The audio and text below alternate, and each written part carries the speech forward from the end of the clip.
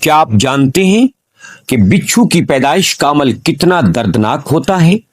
مادہ بچھو جب اپنے بچوں کو جنم دیتی ہے تو وہ انہیں اپنی کمر پر بٹھا لیتی ہے اور پھر یہ ننھے بچھو اپنی ہی ماں کی کمر کا گوشت نوچ نوچ کر کھاتے رہتے ہیں۔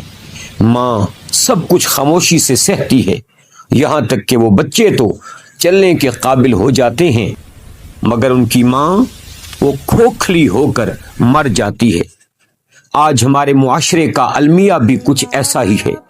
بہت سے لوگ بالکل بچھو کی طرح بن چکے ہیں۔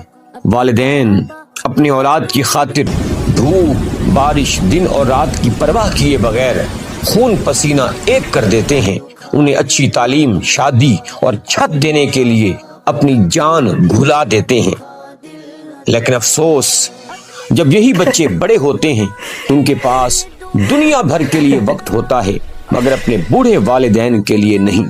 یہ سمجھتے ہیں کہ ماں باپ کا دل دکھا کر ان کی نافرمانی کر کے یہ چین کی زندگی گزار لیں گے۔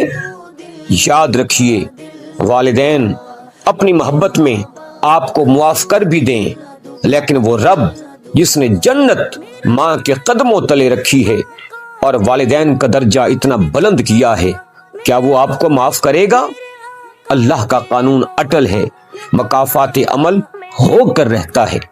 اپنے مقاصد کی تکمیل کے لیے اپنے والدین کو بوجھ مت سمجھیں، خدا را بچھو کے بچے مت بنیں۔